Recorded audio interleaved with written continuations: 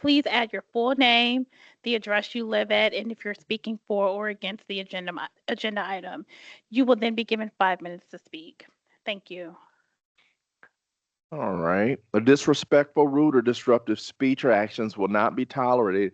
Such speech or actions, as well as verbal attacks on any person, may result in an individual without notice forfeiting the remainder of his or her allotted time. We are so grateful to have tonight to do our invocation, Pastor Jeff Kennedy from Southgate Church. Would you all stand, please, and bow your heads? Our Father, we thank you for these esteemed committee members, Lord, these people who you have called to do your work for this city. Lord, you place compassion in their lives, passion in their heart to see justice, to see people cared for. Lord God, at their own personal sacrifice, they put in long hours. And so I bring them before you tonight in Jesus' name. And I ask you, Lord, tonight, let their load be light. Even though the agenda may be heavy, Lord, I pray that you'll bear them up by your Spirit, that you'll give them wisdom, Lord, and we thank you that you have given them to us as gifts to us in this city, and we ask that you bless them tonight. In Jesus' name, amen. Now we'll repeat the Pledge of Allegiance. I pledge allegiance to the flag of the United States of America and to the republic for which it stands, one nation, under God, indivisible, with liberty and justice for all. All right, Clerk Toronto, would you please give us the roll? Councilmember Gooden Rogers, Committee Member, Councilmember McBride, Present. Councilmember Warner, Councilmember Bolden Simpson, Present. Councilmember Nisgowsky, Present. Councilmember White, Present. Councilmember Dr. Davis, Present. Vice President Thomas Morgan, Present. President Lee, Present. all 9 present. All right, we will now have a report from the Subcommittee on Minutes. To the Common Council of the City of South Bend, the subcommittee has inspected the minutes of the November 24th, 2025 meeting of the council and found them to be correct. Therefore, we recommend the same be approved. We'll now entertain a motion. Move to accept. Judge, I'd like to try that again. Move to approve. Second. All right, there's been a motion and a second. All in favor? Any opposition? Lee, Oh, I'm sorry. That's right. Do the roll because Councilwoman McBride is online. Councilmember Bolden Simpson, Aye. Councilmember McBride, Aye. Councilmember Warner, Aye. Councilmember Nisgowsky, Aye. Councilmember Dr. Davis, Aye. Councilmember White, Aye. Councilmember Gooden Rogers, Aye. Vice President Thomas Morgan, Aye. President Lee, Aye. 9 ayes. All right, motion passes. There is no special business, no reports from city offices. We want to also welcome Troop 172? 73, I'm sorry. They're here observing civic engagement because all of these young men are going to be Eagle Scouts. And so this is part of their requirements. So can we give them all a hand, everybody, being here tonight? Welcome to the South Bend City Council. At this time, I would now entertain a motion to resolve into the Committee of the Whole. Second. There's been a motion and a second. Clerk Toronto, please call the roll. Councilmember McBride, Aye. Councilmember Bolden Simpson, Aye. Councilmember Warner, Aye. Councilmember Nisgowsky, Aye. Councilmember Dr. Davis, Councilmember White, Aye. Aye. Councilmember Gooden Rogers, Aye. Vice President Thomas Morgan, Aye. President Lee, Aye. 9 ayes. All right. The Committee of the Whole is now in session. This is the portion of the council's meetings where bills are given a second reading and a public hearing before a committee made up of all 9 council members. All bills set for this second reading and public hearing have previously been given a first reading and a committee hearing prior to this evening's meeting. In addition, we will hear from the chairperson of the standing committee where the bill is discussed and the results of that discussion. If the proposed ordinance is a zoning ordinance, a report from a staff member will be given. In all other situations, the formal presentation on the proposed ordinance will immediately follow the committee report. The formal presentation shall be untimed. Immediately following the formal presentation, council members will have the opportunity to ask preliminary questions of the staff and presenters. Then members of the public shall have the opportunity to address the council about the bill in the public hearing portion of the hearing. Following the public portion, the discussion shall then return to the council where members of the council can debate, ask questions, and make motions on the bill under consideration. Clerk Torado, first I will announce Bill 7425 regarding a petition of the Advisory Board of Zoning Appeals for the property at 1005 White Oak Drive was tabled until January 12th. So anyone that's here for Bill 7425, that was tabled till January 12th. Clerk Torado, can you please give Bill 7525 a second reading?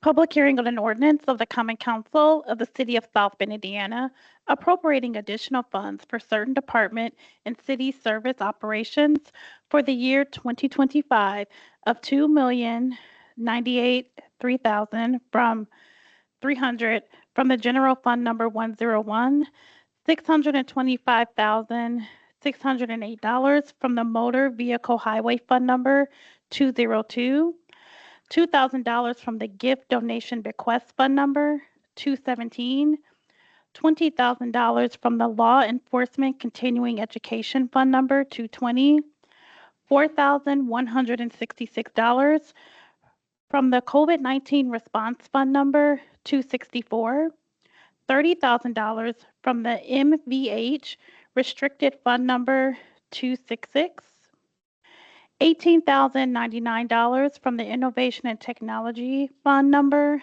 279, $116,800 from the Morris Performing Arts Center Capital Fund Number 416, $255,000 from the Parking Garages Fund Number 601, $365,000 from the Solid Waste Operations Fund Number 610.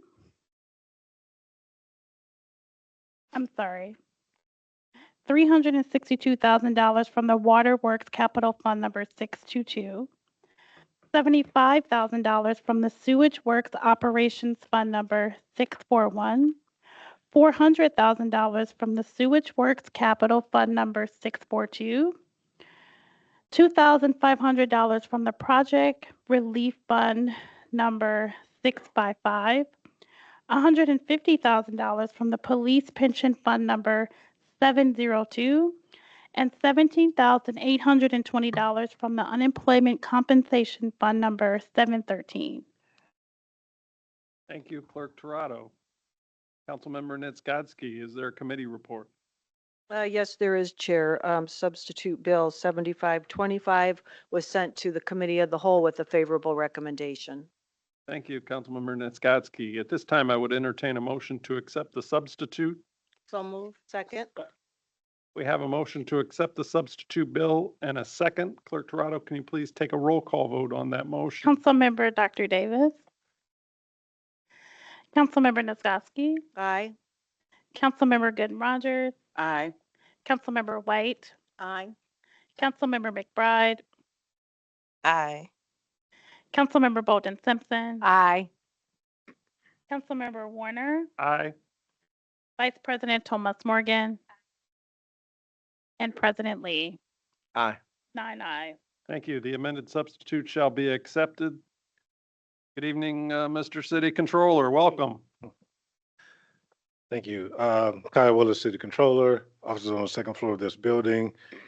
As we discussed earlier in committee, one of the key highlights here is the increase or the appropriation of $750,000 for extra and overtime expenses in the fire department's budget. As I discussed earlier, the driver for their increase in overtime expenses for this year resulted from the record number of retirees earlier in the year, along with two new recruiting classes coming online, which created the need for more overtime for training of those new recruits as they became firefighters. But to also include that there was an offset into this increased expense for the fire department with increased revenues of about 2.6 million from the fire's EMS division to help offset this increase. Again, we discussed this earlier, and just as a comparison, last year, the fire department also had additional increase in revenues of 1.2 million for the EMS revenue. So, although we did see an increase with overtime, we've also had an increase in revenues to help offset that as well. So, happy to answer any additional questions. Thank you, sir. Council members, any preliminary questions? The city controller, Councilmember Gooden Rogers. Yes, Mr. Controller, good evening. How you doing? How many new firefighters came on board? This year, 28. 28, I take it back, 29. 29? That's two classes or Two what? classes, one class of 21 and a class of 8. Okay, thank you. And how close are we to getting to the number we wanted to be at? So currently, fire staff is at 243 firefighters. And fully staffed, 256. So, there's potential they could get there next year. And then, with that, depending on that point where they become fully staffed, we can definitely start to see those overtime numbers start to go down.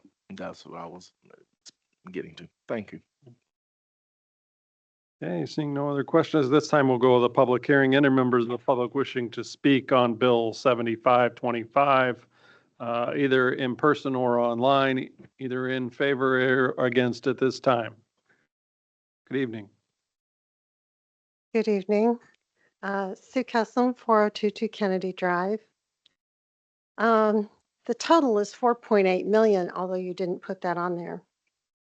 So here we go again, piling on debt instead of doing responsible work of spending wisely. The administration and council continues to borrow money it doesn't have, uses debt to cover operational gaps, defers hard revenue or spending decisions. What this means is that funding balances are eroding, debt servicing is consuming operational flexibility, leadership hasn't built long-term budget discipline. What this means for those who voted for you in these positions, hoping for you to do the right thing, is higher tax burdens, service reductions, program cuts, deferred maintenance, staff shortages, and emergency shortfalls. The community's future is being mortgaged by you. Because of your irresponsibility, we are seeing debt increasing, budgets unbalanced, residents strained, property taxes rising, transparency avoided. There are still many financial reports that are not available on the public drive. And you are choosing the easy now, hard later. You have created a structural financial imbalance. Those now and in the future will pay the price for. Do better. Any other members of the public wishing to speak on Bill 7525, either in person or online? I do not see any members of the public in person or online wishing to speak in favor or in opposition at this time. Thank you. With that, the public hearing is closed. Anything to add, Mr. Willis? Well, one, these appropriations aren't for debt. So that's a miscommunication to the council. Two, there are no financial reports missing from the city's website. They've been there, always been there. They brought up earlier this year that they were missing. We don't have time to do that. We're not gonna waste time to do that. So, but I just want to, relay that message to the council, because I know you do get those complaints or those messages about missing reports. They are there. So, Thank you. Council members, any questions, comments? Yeah. How does this affect property taxes? the appropriations, Yeah, no, there was mentioned that about property taxes. that's at the state level. We don't control that. We receive property tax No, revenues. I agree with that. But I'm talking about how would voting for or against this bill affect property taxes? Because that was stated. Won't.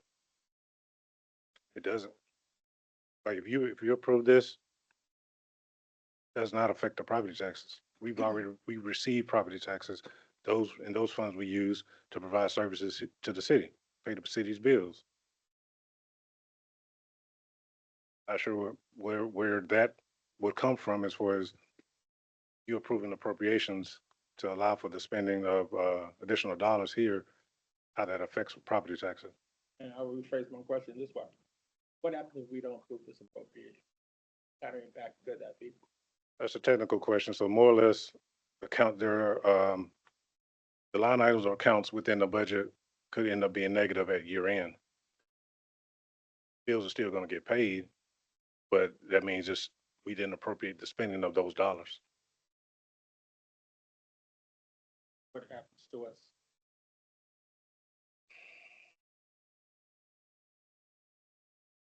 Technically, like we could maybe get some,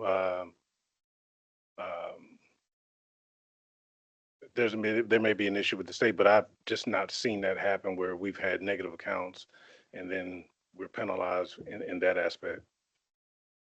I understand. I just want to clarify, it's for or against what kind of things. Yeah, with these being public dollars, the protocol or procedure is to appropriate any additional funding outside of what was budgeted. So this is why we come before the council for the additional appropriations each quarter, because things change, budgets, priorities change within the different budgets. So if that means we need to appropriate additional funding to make sure some things get done, that's what we come to the council for. And when that's not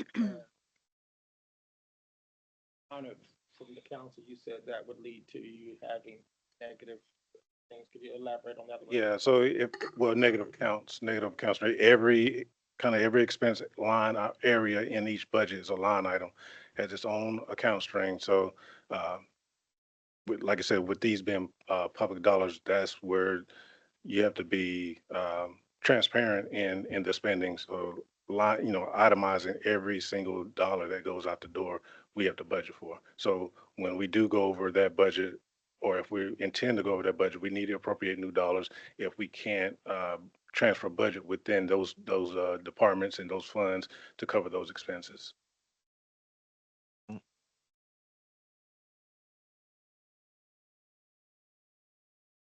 Any other questions?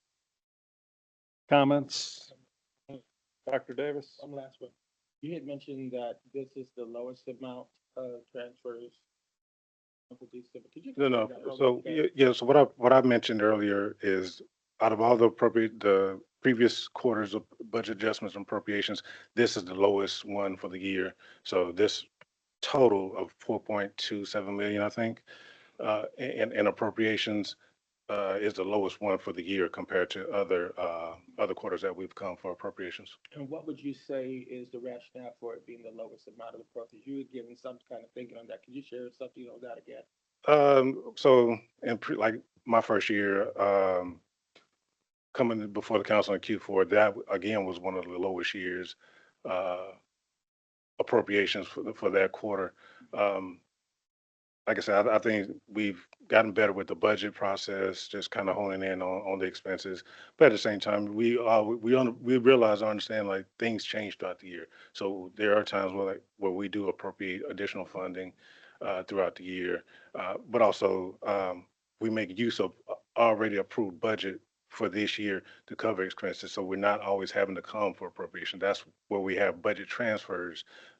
We make those as well to help cover expenses, and that helps alleviate any new spending that we may come to the council for. So basically, better budget planning, you think has led to the decrease in, the amount of, I think so. But like I said, some quarters we have really high appropriations, but that doesn't mean all that money is just being spent without any revenue replacement. A lot of them are grant driven or we're receiving revenues from outside sources to help pretty much offset or wipe out or just kind of eliminate that expense in a sense where if we're getting $5 million, we're appropriating those $5 million for a project that is being funded by.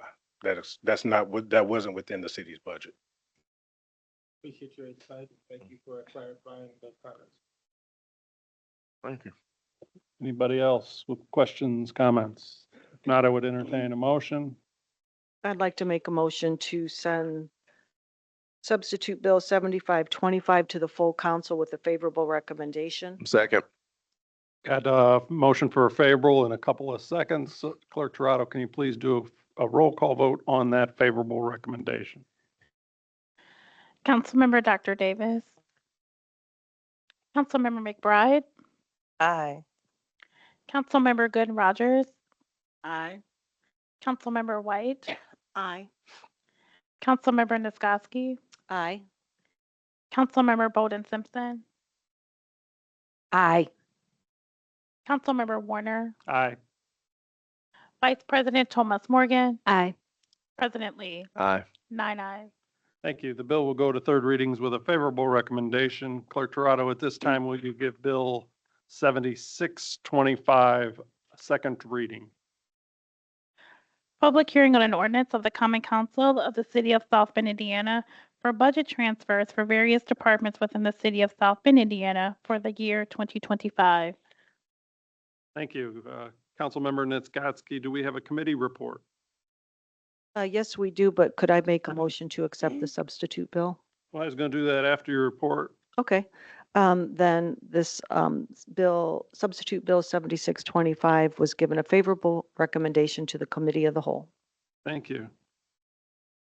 Do we have a second to Councilmember Nitzgotsky's motion to accept the substitute bill? Second. I have a motion and a second. Clerk Toronto, can you please do a roll call vote on the motion to accept the substitute? Councilmember White. Aye. Councilmember Gooden Rogers. Aye. Councilmember McBride. Aye. Councilmember Dr. Davis. Councilmember Warner. Aye. Councilmember Bolden Simpson. Aye. Councilmember Niskoski. Aye. Vice President Thomas Morgan. Aye. President Lee. Aye. 9 ayes. Thank you. The substitute is accepted as amended.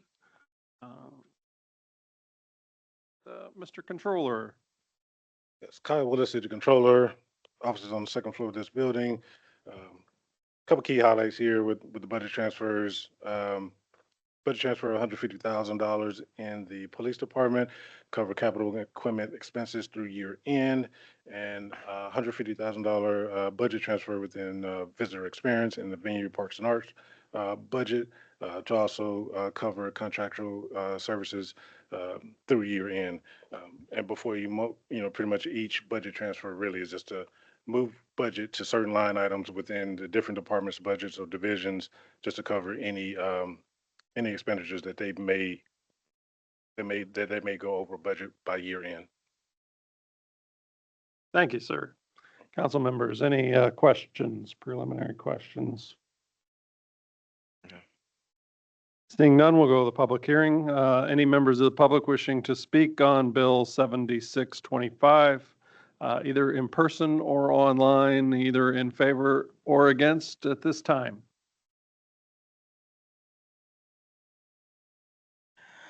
I do not see any members of the public in person or online wishing to speak in favor of the bill at this time. Thank you. With that, we'll close the public hearing on 7625. I'll bring it back to council members.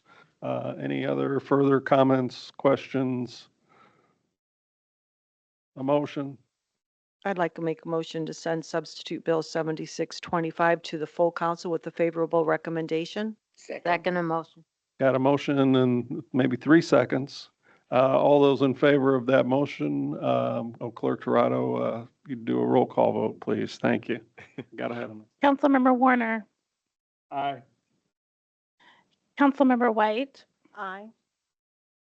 Councilmember Bolden Simpson, Aye. Councilmember McBride, Aye. Councilmember Gooden Rogers, Aye. Councilmember Dr. Davis, Aye. Councilmember Nisgowsky, Aye. Vice President Thomas Morgan, President Lee. Aye. 9 ayes. Thank you. 7625 will go to third reading with a favorable recommendation from the Committee of the Whole. Clerk Toronto, will you now please give Bill 7725 a second reading? Public hearing on an ordinance of the Common Council of the City of South Bend, Indiana, amending ordinance number 11233-25, which fixes maximum salaries and wages of appointed officers and non-bargaining employees of executive departments of the City of South Bend for calendar year 2026, to add a position to the Human Rights Commission, update salaries for certain positions in Public Works, Venue Parks and Arts, and Administration and Finance. Remove certain positions in Public Works, Venue Parks and Arts, and Administration and Finance, and add positions in Public Works inadvertently omitted from the 2026 salary ordinance. Thank you. Councilmember Nisgowsky, do we have a committee report? Yes, we do, Chair. Bill 77-25 was heard in Personal and Finance and given a favorable recommendation to the Committee of the Whole. Thank you. At this time, I would entertain a motion to accept substitute version of 7725. So move. Second.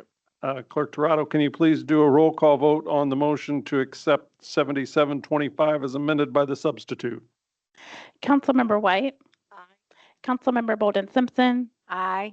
Councilmember Warner, Aye. Councilmember Nisgowsky, Aye. Councilmember Dr. Davis, Councilmember Gooden Rogers, Aye. Councilmember McBride, Aye. Vice President Thomas Morgan, Aye. President Lee. Aye. 9 ayes. Thank you. The substitute is accepted. Mr. Controller, tell us about Bill 7725. Todd Willis, City Controller, offices on the second floor of this building. This bill, we aim to clean up some of the positions that need to be removed, some duplicates, and add back in some positions, current positions that were not captured in the original ordinance. Several positions within the VPA department needed to be removed, a duplicate for the senior staff accounting position. Adding back the assistant city engineer position, which was created last year, but apparently did not make it into the budget for this year, not budget, but the salary ordinance. Again, as we discussed earlier, the the deputy director position for human rights, we're adding in for 2026. And then with the substitute, the cause for the substitute bill was a title change for the senior financial officer for the Morris Performing Arts Center. We're seeking to just remove the Morris Performing Arts Center off the title, so it's a universal title that could be used across the city enterprise if the position fits that title. And the manager operations was also a position to add back into the salary ordinance for the Morris Performing Arts Center. Thank you, sir. Council members, any preliminary questions? Dr. Davis. Tomorrow during Public Works, there's some positions too that are being budgeted or decided upon, city. What is this? I thought there was some city budgets or that is gonna be decided on tomorrow, but I don't know what's going on tomorrow. okay, so none of our positions are being affected by tomorrow's budget. Should not be. No. I'll send you an email.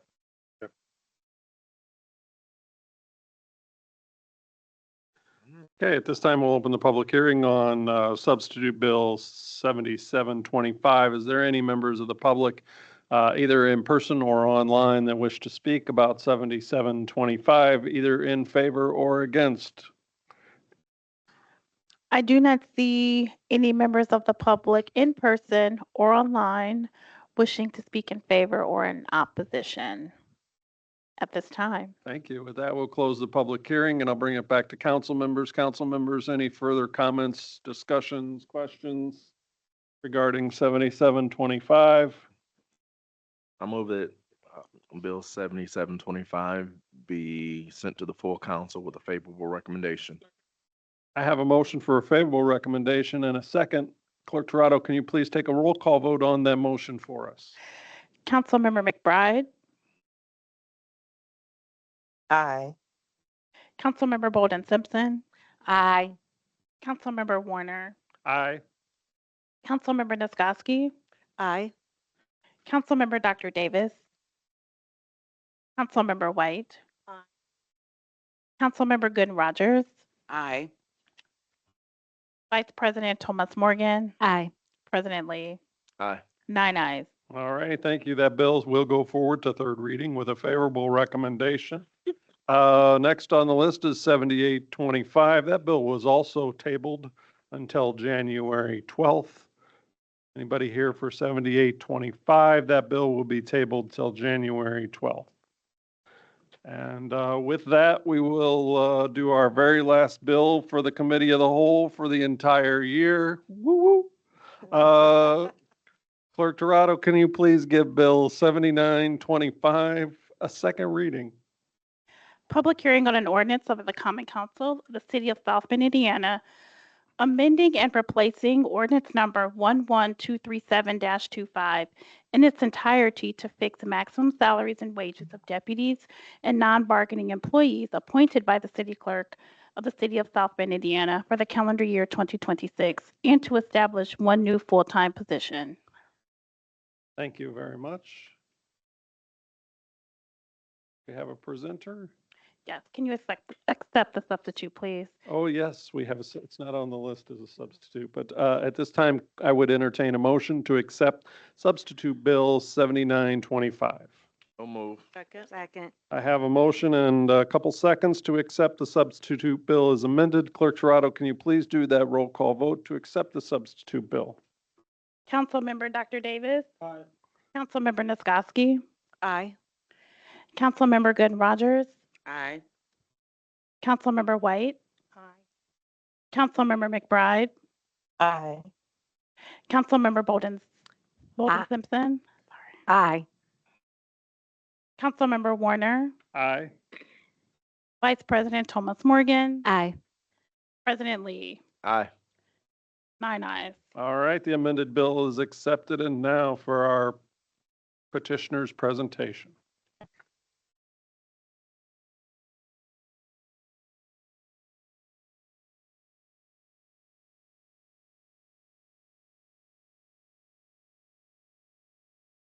Double duty here.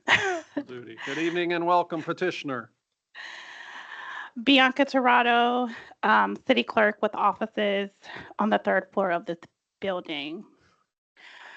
Before you, it's a proposed ordinance to remove the part-time administrative assistant for the South Bend Common Council with a cap of $59,740 and to place it within my office, which is the office of the city clerk.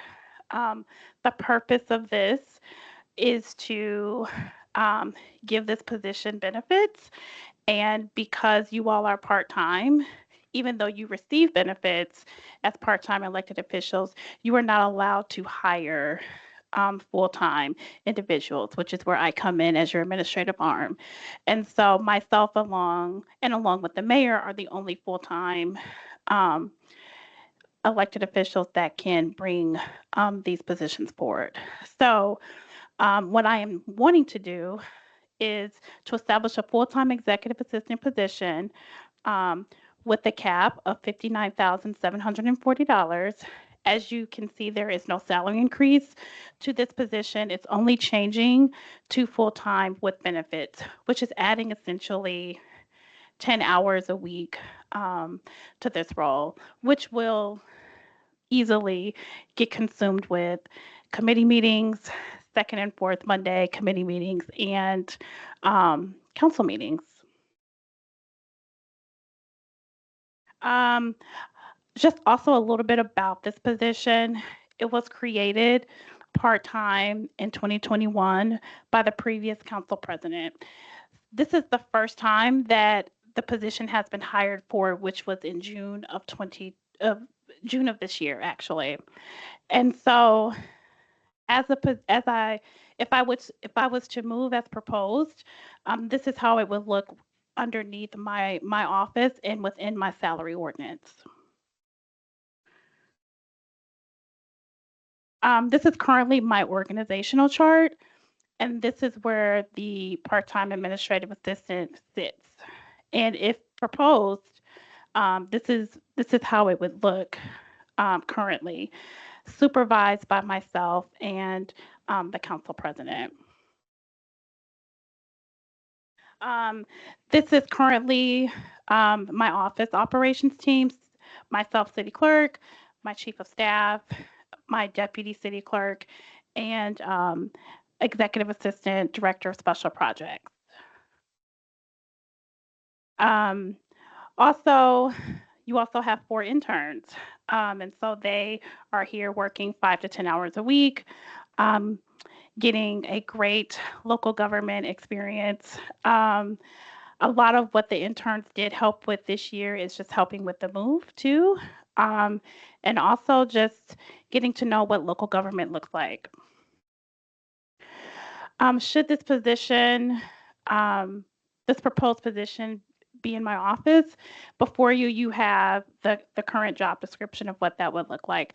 I know there's been a lot of back and forth of what that job description would look like, but this is currently what the position does. And that is a lot of the press releases, staffing, like going to press conferences, taking pictures, social media, the branding. This position helped essentially with moving, really taking the lead on that and rebranding everything as we came in and helping with just getting us set up and ready to go. These are some examples of what the individual in the position has worked on. In addition to social media, community engagement, attending some of your evening events, which I'm sure is more to come. But these are just a few examples that I wanted you to see before you. And with that, I'm happy to answer any questions you might have. Thank you. I did skip a step. Councilmember Nitskotsky, is there a committee report? Yes, this bill was, I thought I gave a report on this bill. Yep, this report, I'm sorry, the bill was heard in Personnel and Finance and given a favorable recommendation to the Committee of the Whole. I apologize for throwing you off and skipping steps and everything like that. I appreciate it. Thank you. Council members, are there any questions? I don't have a question, but I We're do. gonna wait for comments. and Comment? questions. Okay. Yeah. All right. Okay, seeing none, we'll open up to the public. Any members of the public wishing to speak on substitute bill 7925, either in person or online, either in favor or against at this time?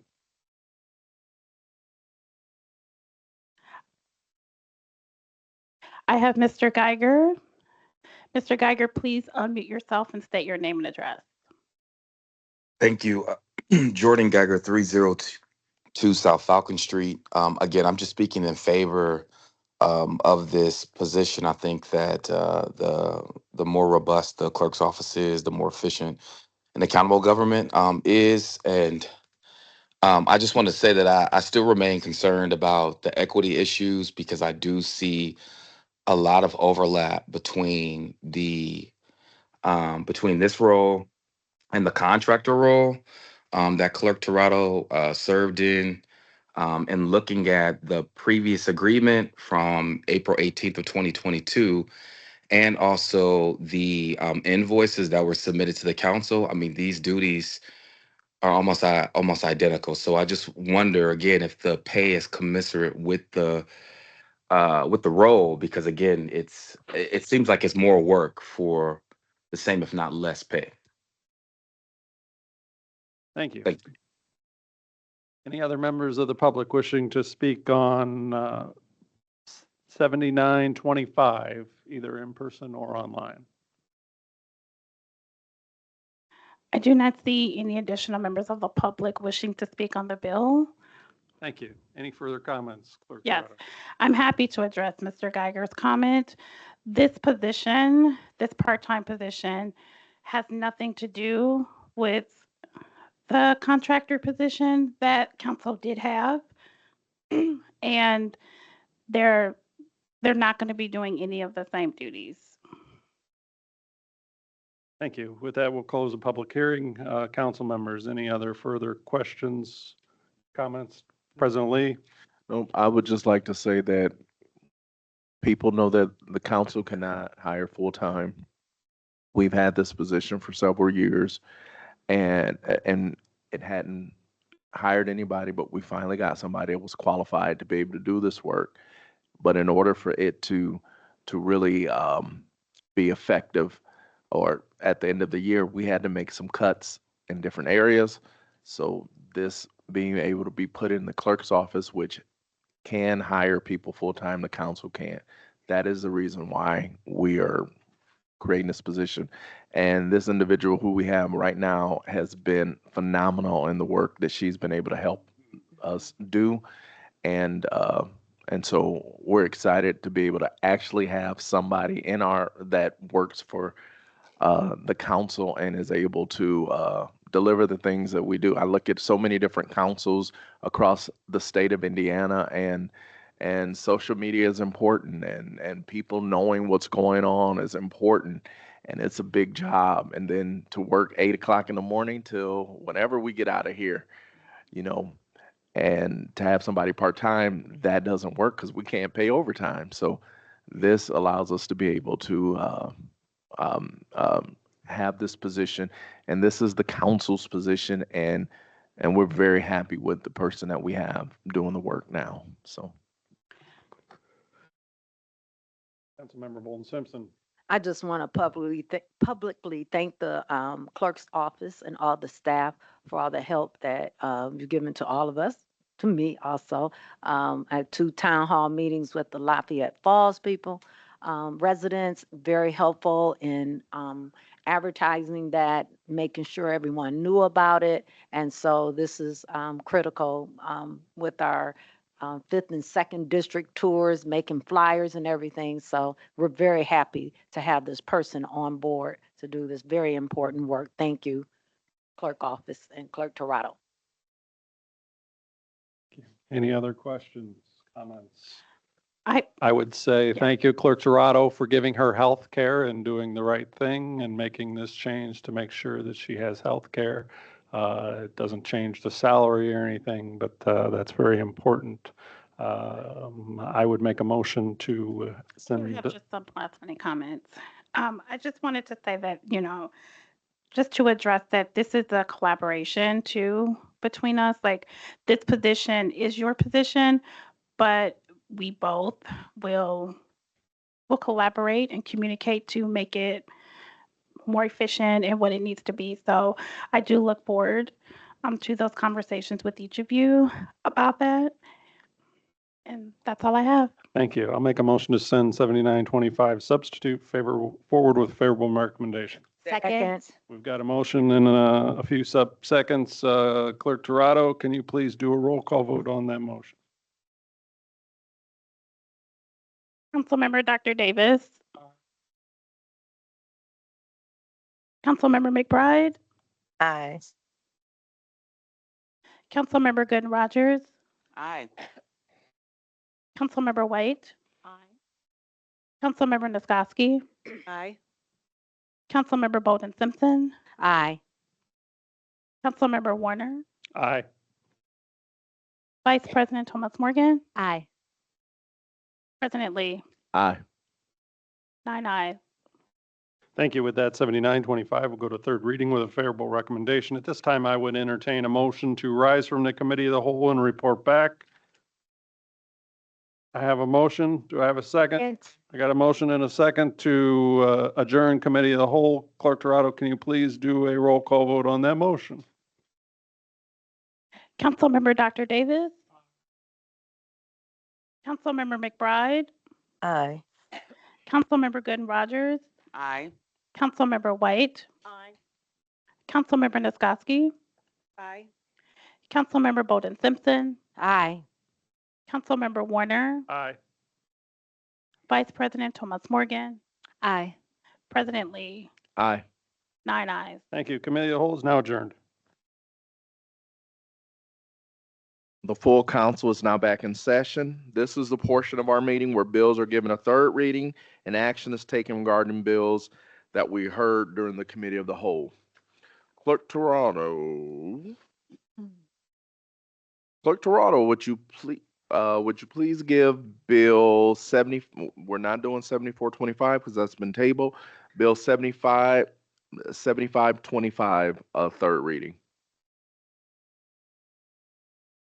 Did I say Third reading on an 7525? ordinance. We're not doing 7425 because it's been tabled. We're now going to go to substitute bill 75-25.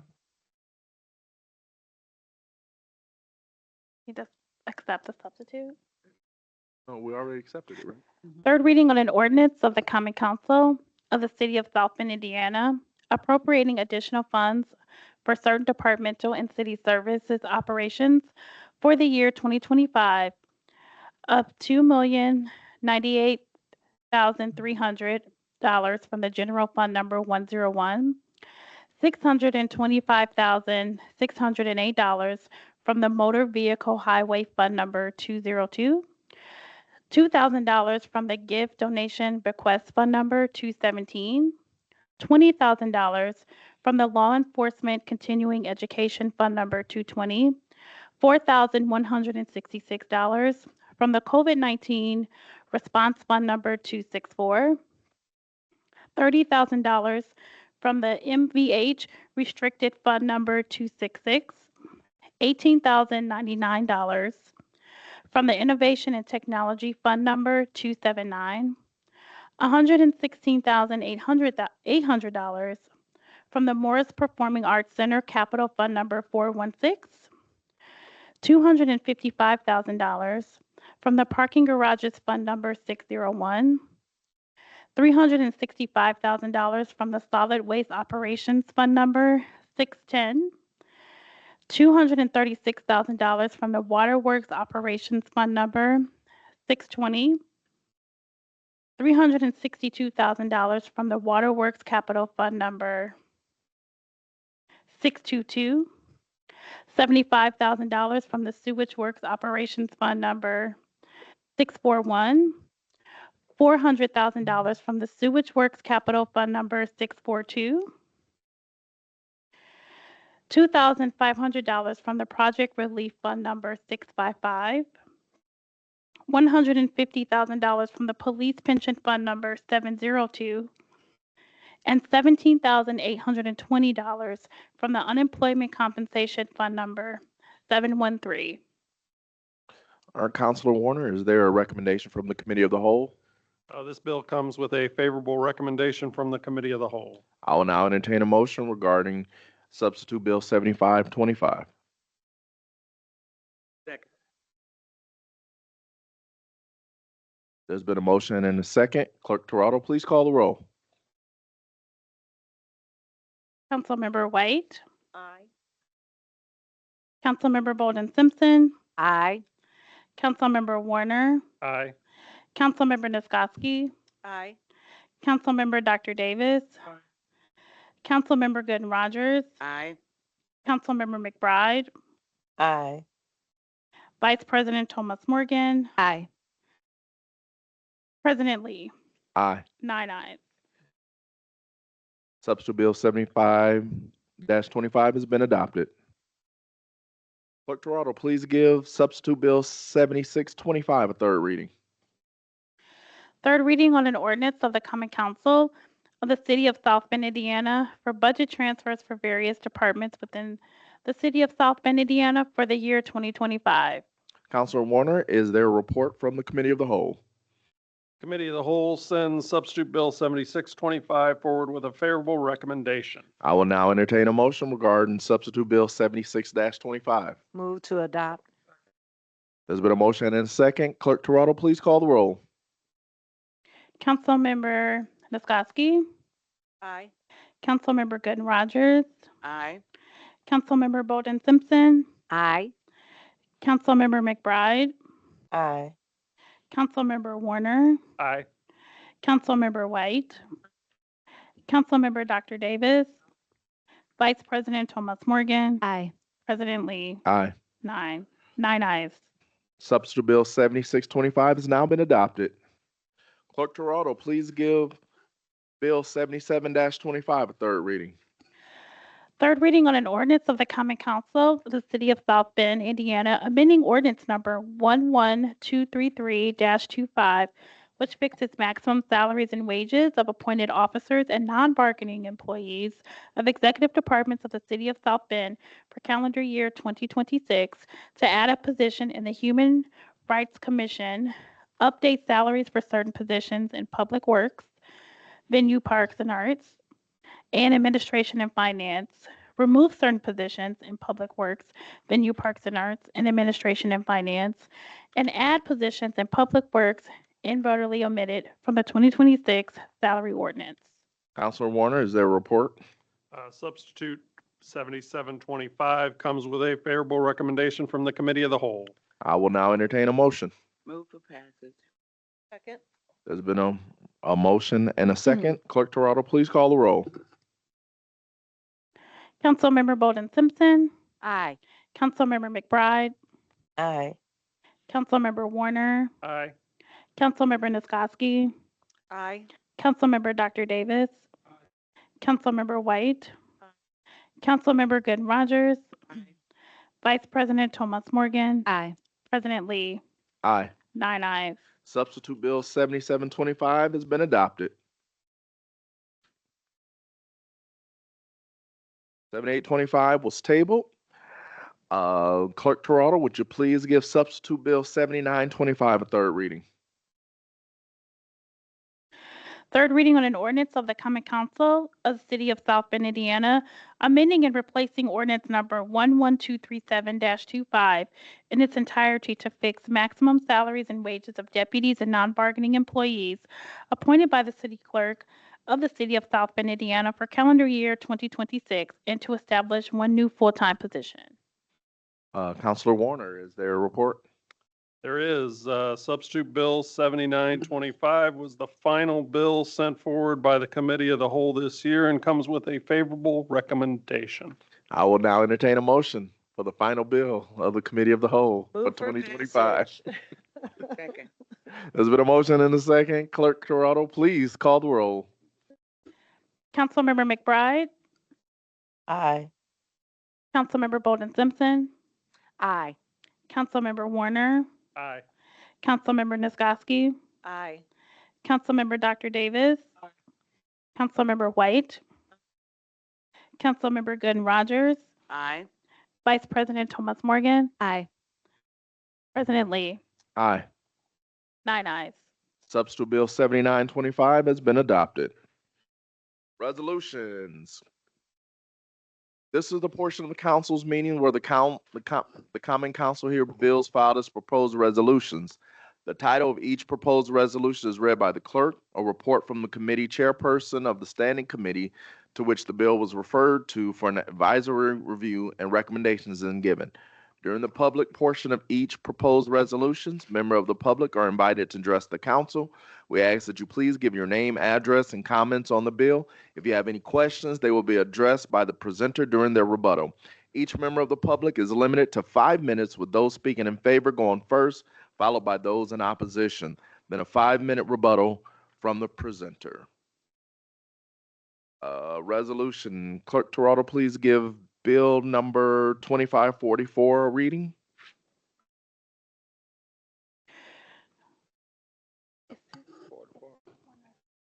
It's been tabled. Oh, I'm sorry. It's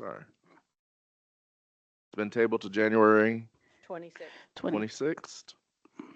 All right. Clerk Toronto, then give 2547 a read.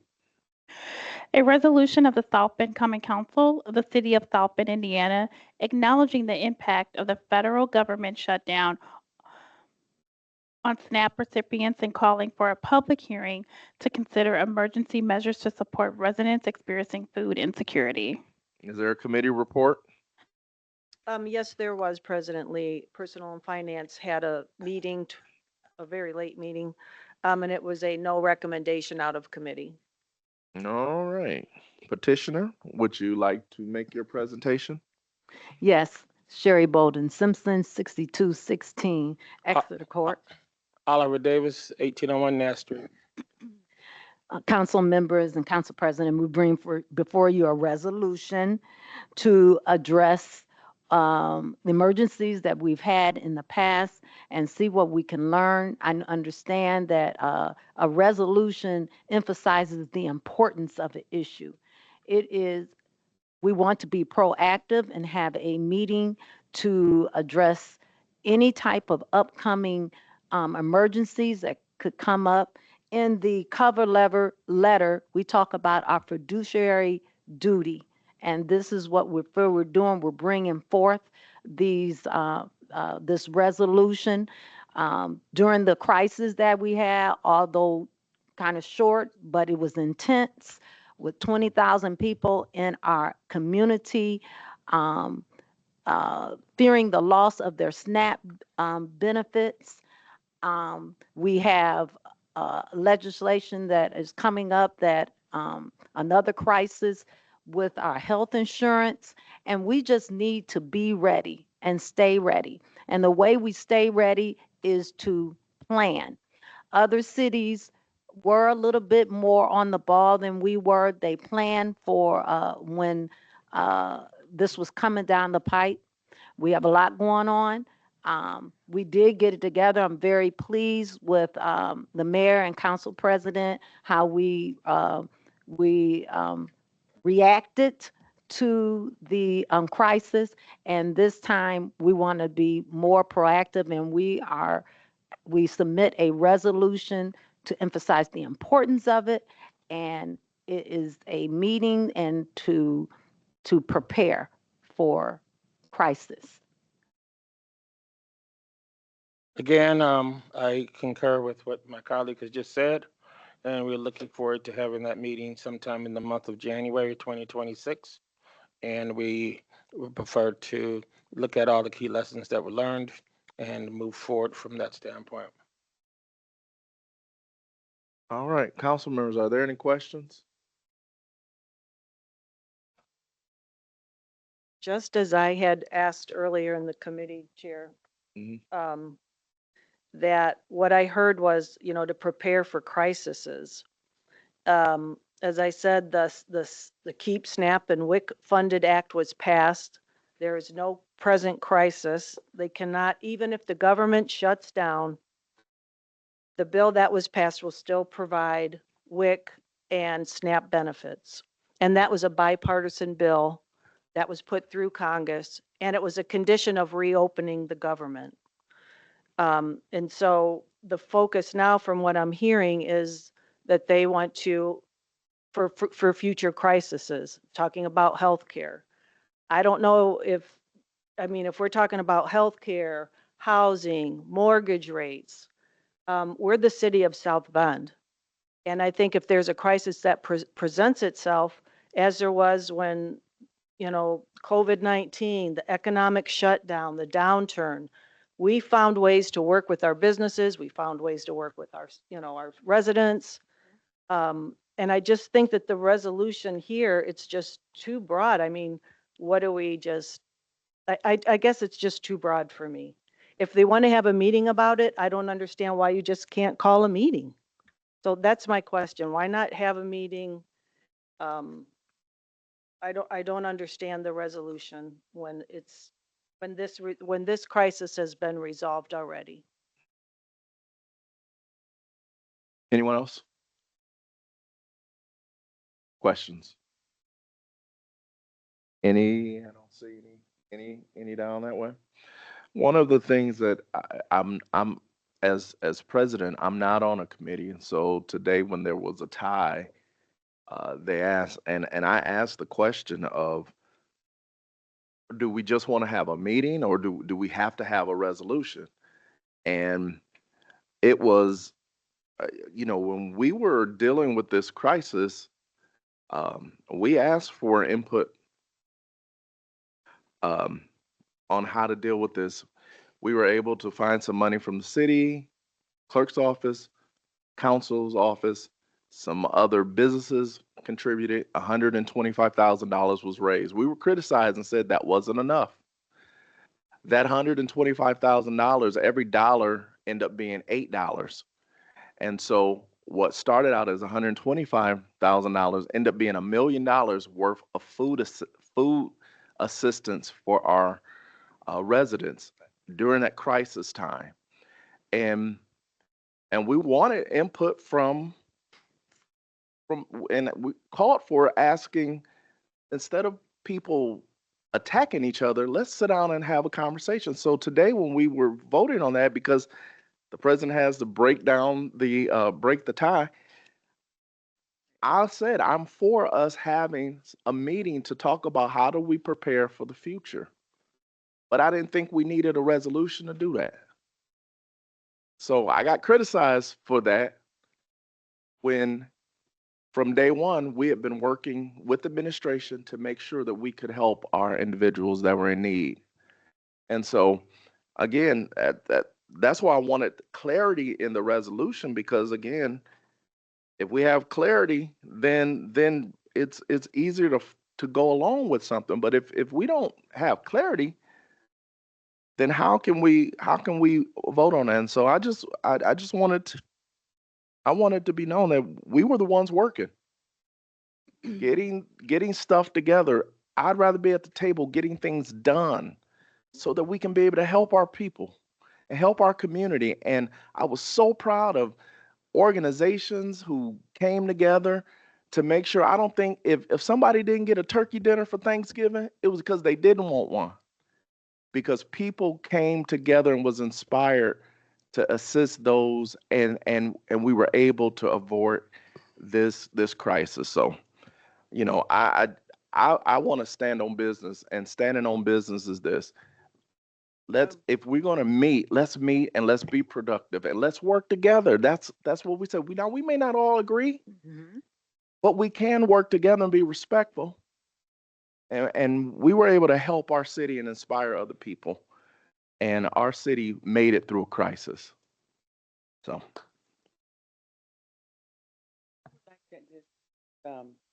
Question on when we come together and figure out what we're gonna be doing, how are we gonna come back? This is serious to me, okay? Because I was out here as we want to say in the trenches, okay? So I saw a lot going on. How are we gonna combat all the extra? Okay, I'm just gonna put it out here, okay? Like I did 3 turkey places, okay? One particular place I was at, people went in, they got it, they come back out and want to sell it for $25.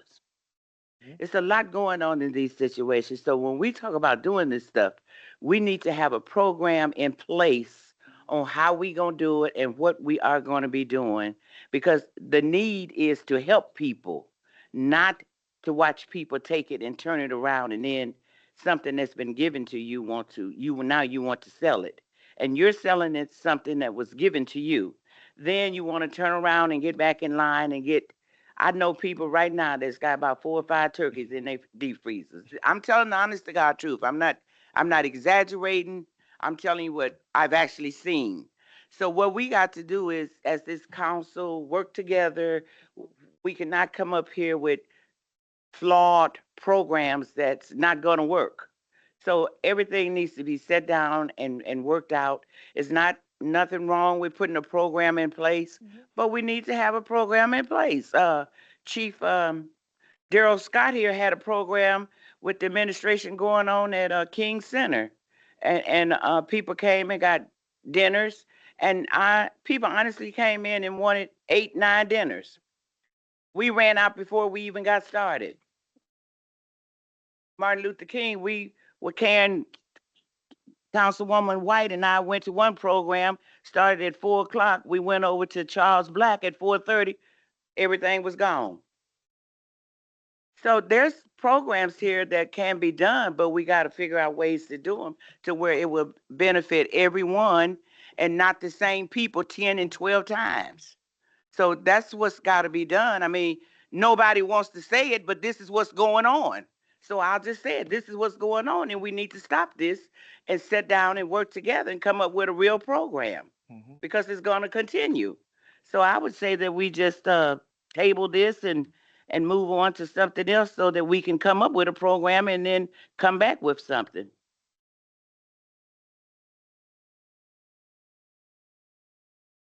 Yes, Is that okay? yes, sir. Well, I definitely concur with you with regards to having something together, and that would to try to alleviate those unfortunate incidents that Councilwoman Gooden Rogers talked about, and that's what this resolution's about. Like you said, this is important, and that's how I see a resolution imports the importance of the issue. So we are trying to work together, and diversity of thought usually generates the best solutions. So we are being respectful, and we're just trying to be proactive. Anyone else? If not, I will entertain a motion. No, we have I'm public sorry. hearing. I'm so sorry. We'll now go to the public. Clerk Toronto, is there anyone from the public wish to speak in favor or against Resolution 2547? Do we have any members of the public in person that's wanting to speak in favor of the bill? If so, please approach the podium. Do we have any members online wishing to speak in favor of the bill? If so, please unmute yourself and state your name and address. Jordan Geiger, 302 South Falcon Street. I want to thank the sponsors of this bill. I think it's a very important and timely bill, and I wanted to just use my time to respond to some of the comments that have been made by members of the council. First, I want to say that again, and I want to stress this, that it is not guaranteed that just because money is appropriated, that it's guaranteed to be dispersed out. And I'll give one clear example, which is a federal bipartisan bill that was passed, the infrastructure law, that was passed years ago. The money was appropriated, and Indiana was set to receive out of that bill $100 million to deploy solar across the state.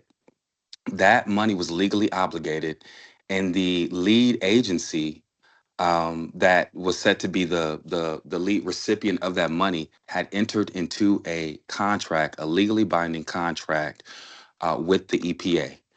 When the new administration took hold, they clawed back that money, and that money is currently being litigated in a federal court right now. It's awaiting for a hearing. So, given the nature of this administration in these uncertain times, it makes sense to do proper planning and preparation for the event of any crises that come by way of federal government action or inaction. What this bill addresses, it's pretty narrow. It's not broad. I mean, it addresses the issue with SNAP recipients and food insecurity in the city and recognize that 20,000 people receive SNAP. And it says that, there needs to be a conversation between the council and the Department of Administration and Finance related to any further or potential federal shutdowns or disruptions. So I think the bill is really narrow in my opinion, in my reading of it and interpretation. And then lastly, I want to say that the comments that were made by Councilwoman Ophelia Rogers, I know she's for tabling it, but really only underscore why something like this is needed. Because if you're saying that there's all these flaws in the program, therefore a conversation is needed to look back. That's what Dr. Davis was saying earlier. We need to assess, what took place last year, right? Like, what were the wins, what were what were the successes and shortcomings of the program, right? So, and then how do we move forward? As you said, this issue is going to persist, right? So then, how do we plan for that and do a better job or as good of a job before? I don't think that this legislation was introduced in a combative way. I think it actually was meant to spur a conversation. And if there was concerns that you all had about the resolution, I mean, you've had how many weeks to bring those to the bill sponsors? So you could have had conversation about the language, all of that beforehand. Advocacy works because there was no conversation locally about SNAP disruptions among the council or the city government. That was taking place from the agencies. That's not true. Well, publicly, that's what we all saw. So if they were happening behind the scenes, that's why people stepped out front in front of the cameras and called for action. And that's why this bill was introduced, to create public dialogue and to expand the number of voices that could participate in this. So I think this bill is timely. It makes sense. If you just vote against a meeting or resolution that's not legally binding, I mean, it just looks weird, to be honest with you. But I mean, Okay. again, Thank you. we're in I have Thank- time, right? I have thank time, you. right? So we're living How in much time? uncertain times, and you're demonstrating that right now, that you're not prepared for the moment. Thank you. All right. Any other comments Yeah, well, from public? From the public, and then we'll go back. We'll go to Is there council members. any members of the public in person or online that would like to speak in favor or in opposition of the bill? I do not see anyone. Okay, thank you. Now we'll go to comments from the council members. I thank everybody for looking at this. The idea of there was meetings ahead of time, I'm sure there were. But meetings that when we started looking at this, I was people say was not a team player. There's no record of any kind of planning from a council that's in any of our planning. Okay. There was an regarding- ask, excuse me, Dr. excuse me, Davis. Excuse me, sir. There was an ask Excuse me, sir. for you to help us Can and you- to have conversations with me. I asked for your help. I asked for your wisdom. So Can I? go ahead. Can I speak without Go getting interrupted, sir? Yes, sir. I didn't interrupt you. I've been quiet over here. Thank you. The ask of anything regarding SNAP did not come in a council meeting. It did not come. It did not, there's no record in a council meeting of when that happened. When this was first addressed, and I did an interview, if you wanted me to read the email that you sent, the text messages, I won't publicly read our text messages, but it was basically criticizing me of not being a team player. That was not the thing. And when I bring forth legislation, I'm quickly attacked of not being a team player, as you just did. And that's been the practice. And I shared that with you in our letter, but I will keep our letter private. So the issue that we'll look at is the public record is the public record. It's our voice in the public record. We could have 1,000 meetings with the mayor by ourselves. We can have 1,000 caucuses by ourselves. We can have all of that, but the public record is the public record. And when people go back, and that's one of the reasons you all can recall in 2000, when we started this, I asked, and I'm glad you did, that we brought back the agenda from the 2014 that was clear, because some parts of it was not there for the public. I was not on the council, and I just looked for the public record. And from the public, I just read what was stated in a meeting. Okay? When you're in a meeting, I know what all the scuttlebutt around the meeting because I'm here. But when I've been on the council and I've been off the council. And when I was off the council, I mean, I could look at things and I couldn't see it. So one of the key things that is nice to have is an official record that we have doing something. And when I looked for other cities and I looked for what they're doing, I looked for council action that they were having. I was looking for meetings that they were having privately. I literally looked for other cities. And they said that in October, there were meetings that the council was having. In September, they were having meetings, potential. It was on the record. It was not in any a meeting, any other kind of thing. On their record, I could go to I could Google it up as I sent to you all, and they were actually having record meetings and that. And so from that, not in any kind of knockdown of any administration, not knockdown of anybody else. I just said, and I've talked to people. So they said, well, y'all not doing anything. Because from the record, I understand all the meetings and everything else. I can go to the record. If the record was so clear, we wouldn't have had to have a public press conference to have to show what that was. But the thing about it, because it's already been in the record, there was nothing. You go back to September's record, read the minutes that we voted on. I've been on every meeting from I've been August meeting, September meeting, October meeting, November meeting. There was no pre-planning on this in the council on the record. And that's what I'm saying. I'm not arguing that you have not had meetings with the mayor. I'm sure you have. You all meet as the council officers with the mayor every month, and y'all have meetings with them. I'm very grateful for that. And so that's not a problem. I'm just saying, and why I could easily go ask Councilwoman Nagowski for a meeting. That's fine. The issue is just to put something on the record. That's as simple as this is saying. Putting it on the record for the fact that we are actually meeting so we can have something. So another city can come back to say, what's South Bend doing? And they can come to our record. Others, I could went to people's records. I could Google up their records, not Google up private conversations or caucuses and those kind of things. I Googled up their record and it stated this city was doing it. This city was doing it. This city had a meeting. I could pull it up. And I made a list of it that I text to you. And I texted the media. It wasn't nothing private about it. It was just open meetings. If you go back to our record, it doesn't say anything that happened prior to the SNAP closing. It doesn't say anything. And that's where, and there were a lot of good things that you did, Mr. President Lee. There's a lot of good things that the mayor did. We can put that in our official record. That's all this is putting it in the official record that City of South Bend is doing it in the record. Okay? Because if you do a lot of things, and I'm a licensed clinical social worker, and we teach our students, if you do a lot of things in your session, but you don't document it, if you don't document it, okay? I grade papers all the time, but if they didn't document it, what's the point? It was that, well, we did it. We had a discussion on that. Because they have to do interviews and do all this stuff. I said, but you didn't document it in your official record. Well, I said, document it and send it back to me. Just document it, send it back to me. As simple as that. I sent a letter to last week. I got your point. Document it and send it back to me. She documented, sent it back to us, gave her A, moved on because she already did the work. Just needed to document it.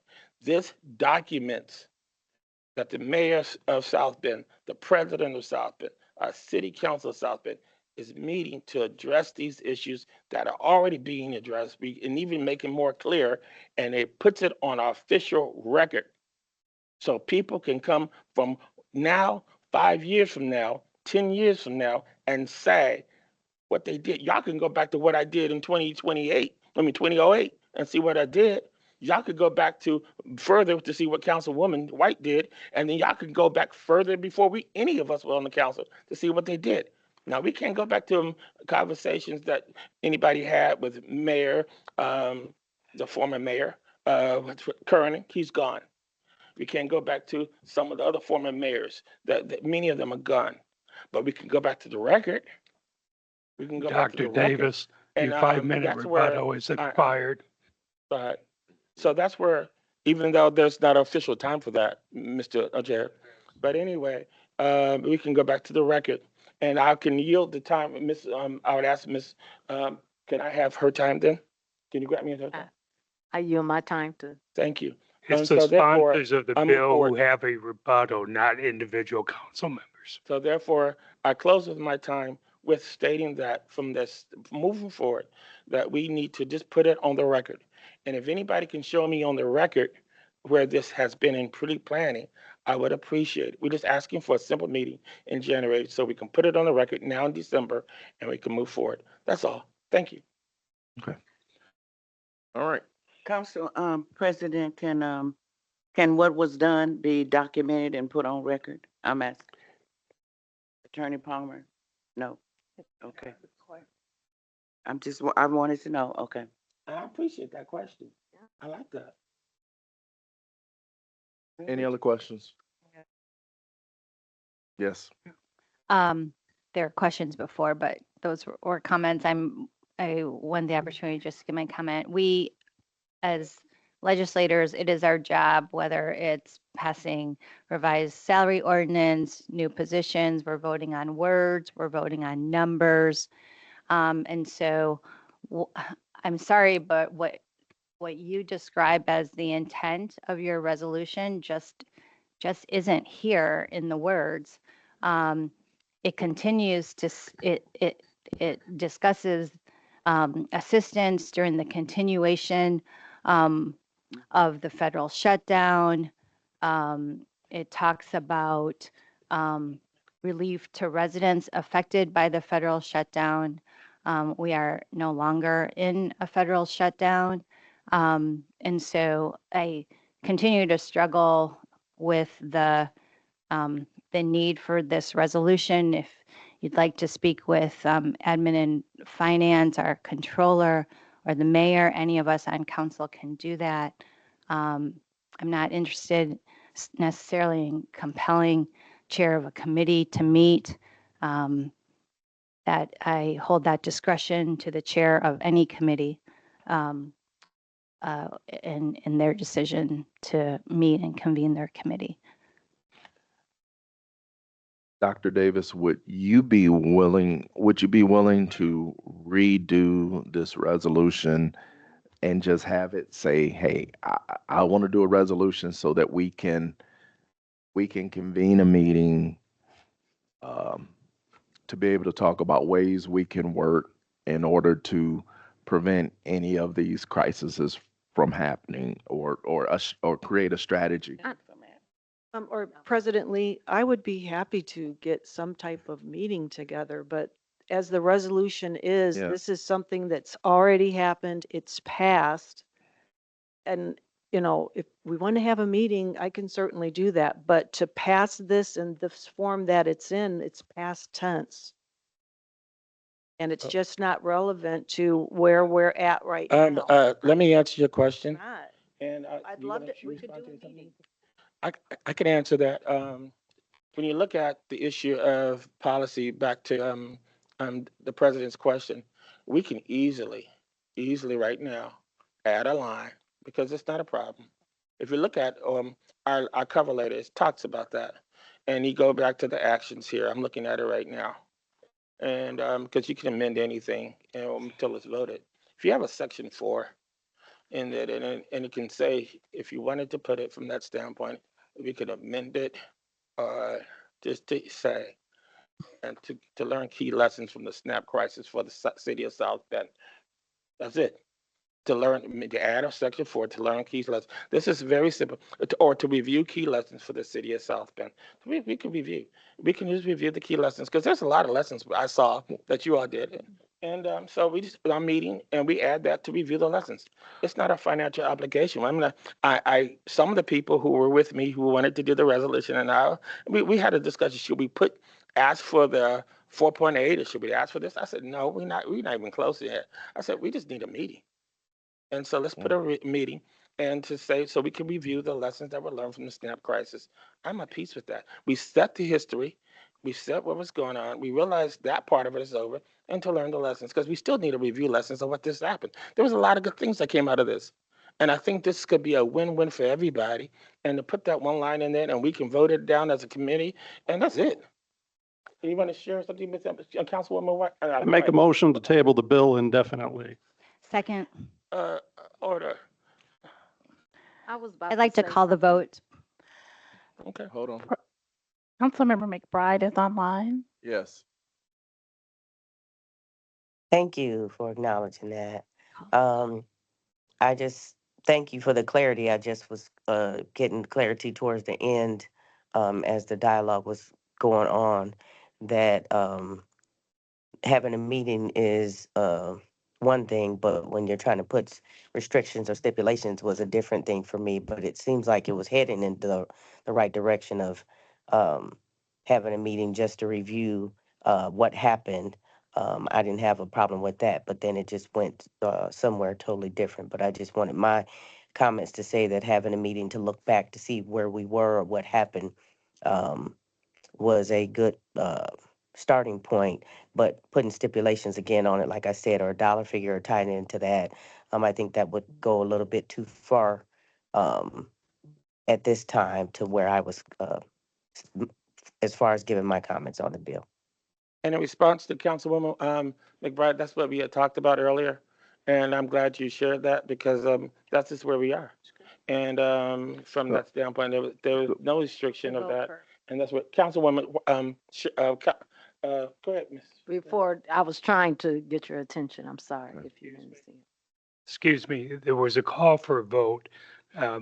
Vice President Thomas Morgan, is it on Troy's motion to table indefinitely? That's correct. Okay, That's because and I was there, trying that to get. ends the discussion. You just voted down. So there's been a call to table this indefinitely. There was a motion for it, but it wasn't a second. I gave the second. Okay, let's vote. All right, Clerk Dorado, call the roll. Wait, I want to know what we voting on Yeah. first. To table this feedback. indefinite Table the bill indefinitely. because of the outdated Version language. of the Okay, bill okay. and Because of the definitely. I just can want make- to we can make clarify any more on what we're comments on it. voting on, You can't okay? make, it wasn't outdated Okay. language. That was not the outdated language.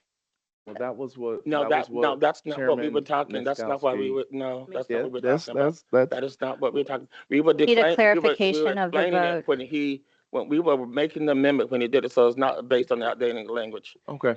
I called a motion. I There we go. called the Call vote for the vote, in a and sec. I that ends seconded the motion. discussion. Fine. And that was to Troy Warner's Motion to table indefinitely. table indefinitely. And I just want to bring us back. This is to this bill in this form Yep. that we're seeing. Correct. All right. Clerk Dorado, please call the roll. Councilmember Bolden Simpson, Nay. Councilmember Warner, Aye. Councilmember Niskoski, Aye. And I will call a meeting. Councilmember Dr. Davis, Nay. Councilmember White, Nay. Nay. nay.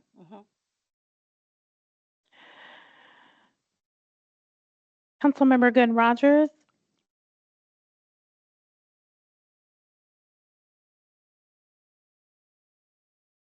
Aye. Councilmember McBride, Nay.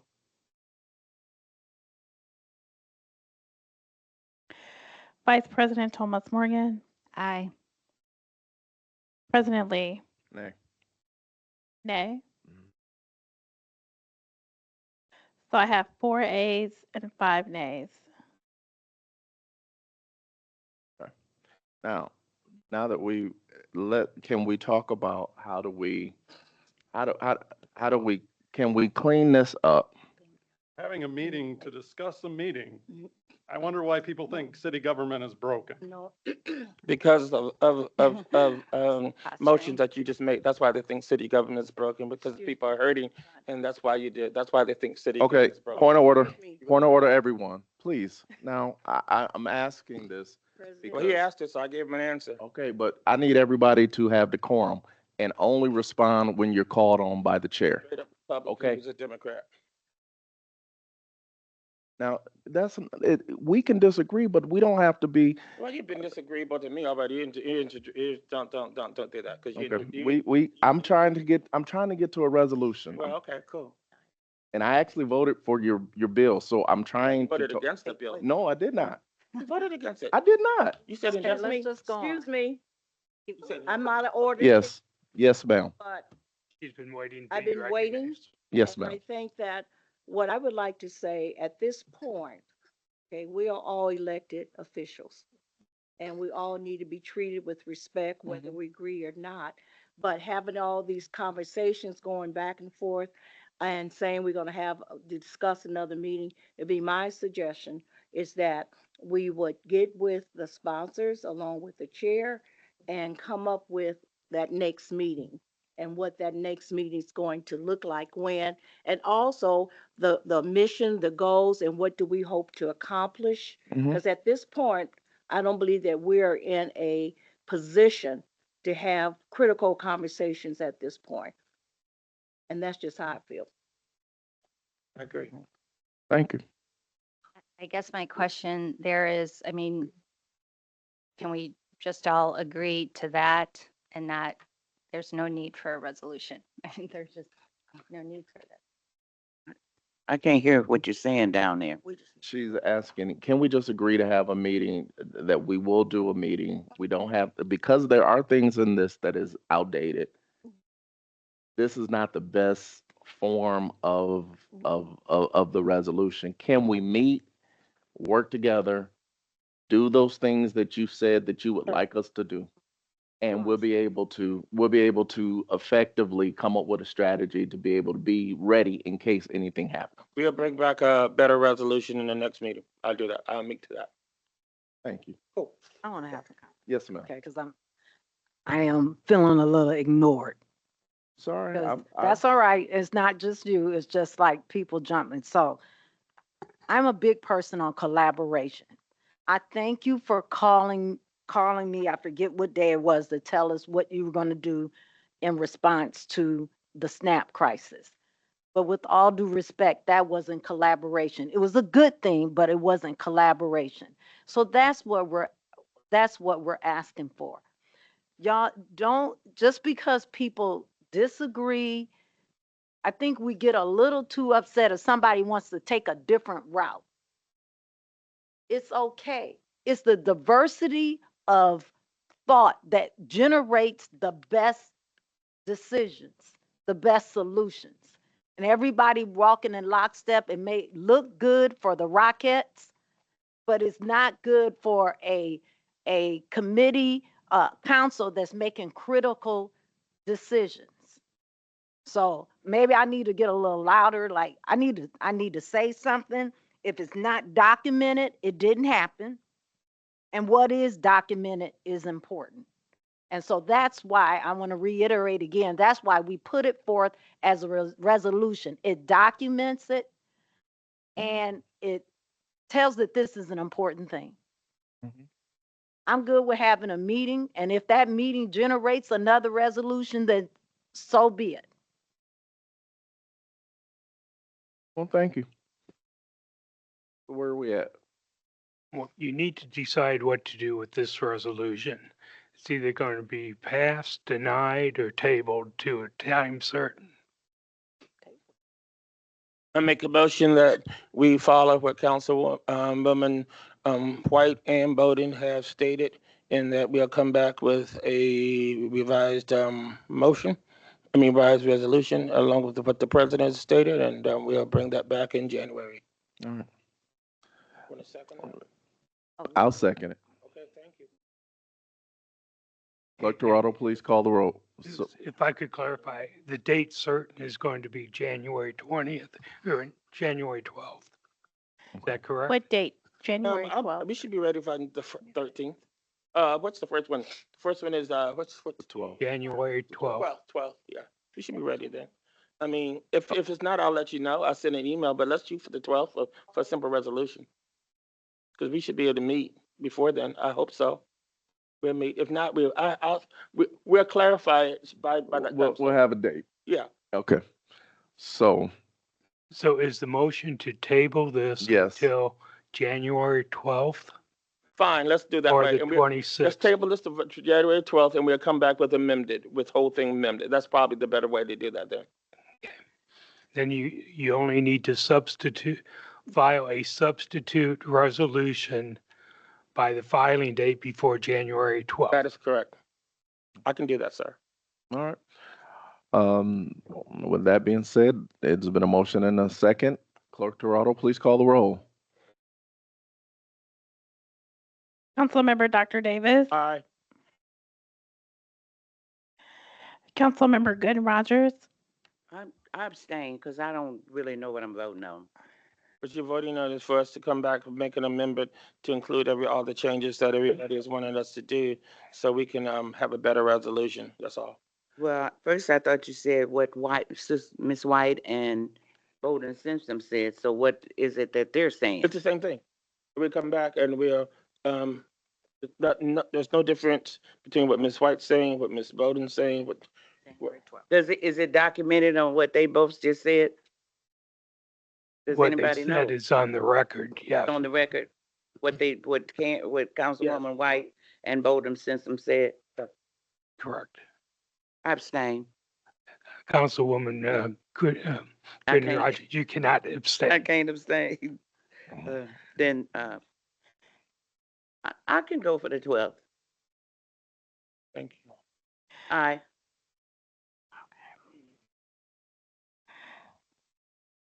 Councilmember White. Councilmember Nisgowsky. Councilmember Bowden Simpson. Aye. Councilmember McBride. Aye. Councilmember Warner. Aye. Vice President Thomas Morgan. Aye. President Lee. Aye. 9 ayes. Thank you all very much. We will hear this again on January the 12th. All right.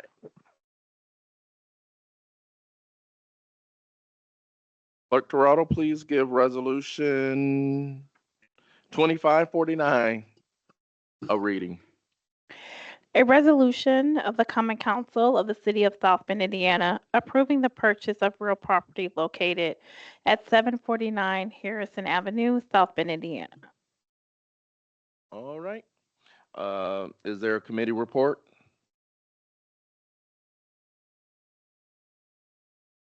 Community investments. Community investments. Troy? Yes, resolution 2549 comes forward with a favorable recommendation. All right. Petitioner, we're sorry we've held you this long. but- Good evening, council members. Caleb Bauer, I'm Executive Director of Community Investment Offices on the fifth floor of this building. Before you tonight is a resolution authorizing the purchase of property located at 749 Harrison Avenue. Excuse me, there we go. This is a church and annex building located on Harrison Avenue. They are vacant, and I want to clarify something mentioned in committee. There are not, have not been activities held in the annex property for close to a year now. So if there were individuals in the building, it was not for any official purposes. The building is vacated at this time. The resolution before you would authorize the Board of Public Works to purchase the property shown here in red at the average of two appraisals, $188,500. This is a property that does have structural issues, and we would move forward quickly with demolition of the structure located on the property. But we think this purchase makes sense because this is a medium-sized redevelopment site. We've had a lot of great progress on Harrison and within the near northwest neighborhood. And so we are optimistic about being able to quickly move it towards redevelopment. I'll keep it short on this one and happy to take any questions you have. And the reason that we're purchasing this because that building and that property is in such bad repair that it couldn't be fixed, it couldn't be saved. Correct. All right. Any other questions?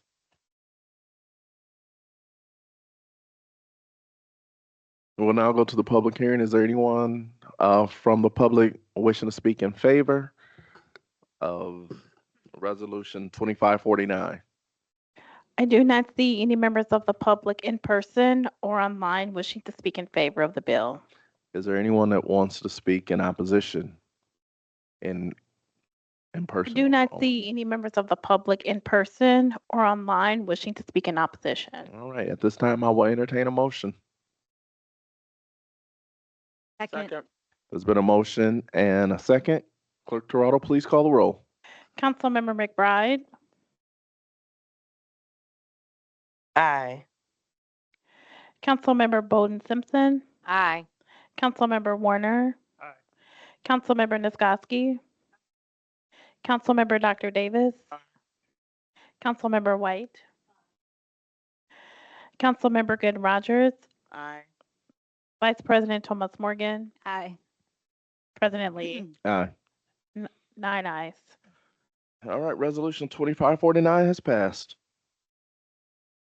Clerk Toronto, give 2550 a reading. A resolution of the Common Council of the City of South Bend, Indiana, approving the purchase of a real property located at 1024 West Indiana Avenue and 138 Prairie Avenue, South Bend, Indiana. All right, is there a committee report? Councilor Warner? This comes with a favorable recommendation. All right, petitioner, we ask that you state your name and address for the record. Good evening, council members. Caleb Bauer, Director of Community Investment, offices on the 5th floor. Before you is a resolution authorizing the purchase of the property located at 1024 Indiana Avenue, shown on this picture. It is a series of 5 parcels shown here in red, actually on both sides of Indiana Avenue. This is a roughly 12,000 square foot building, originally built as a social club, located in the Rum Village neighborhood. As part of the Rum Village neighborhood planning process, residents had surfaced a desire for a community center to be established in the neighborhood. And so we think this building could be a great fit for that. The negotiated price is $250,000 below the average of 2 appraisals. And we have been in conversations with the Boys and Girls Club to partner on renovation of the building, with Boys and Girls Club providing ongoing programming. I will note, if you were to authorize this purchase, our execution of the purchase agreement would trigger a 120-day due diligence period.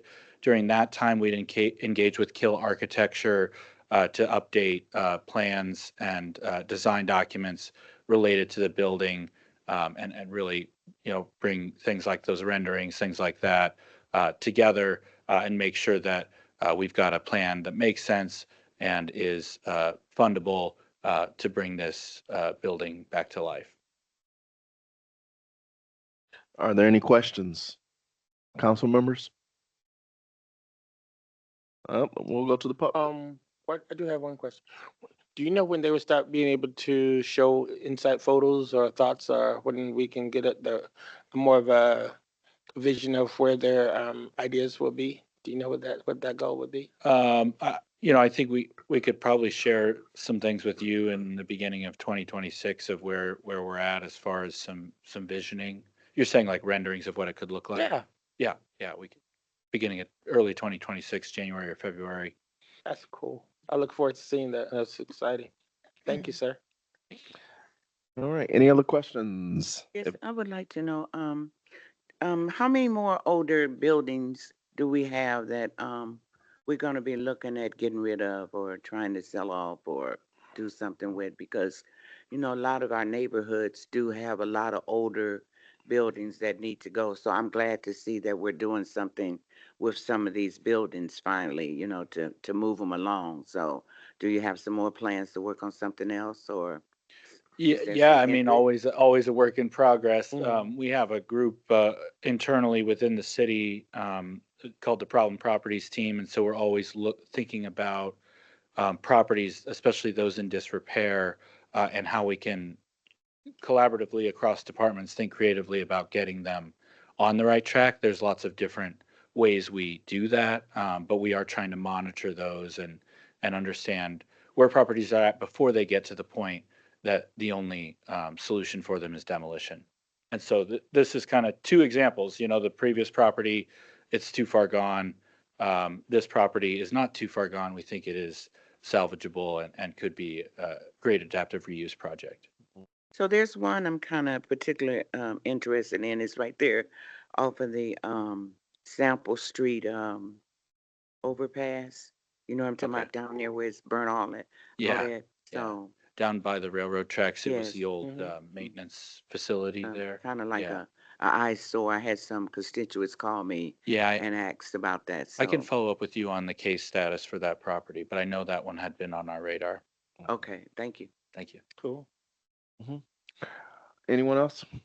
And we'll now go to the public. Is there anyone in um, in the chambers or online that would like, if you would, please just make your way to the podium and state your name and address for the record.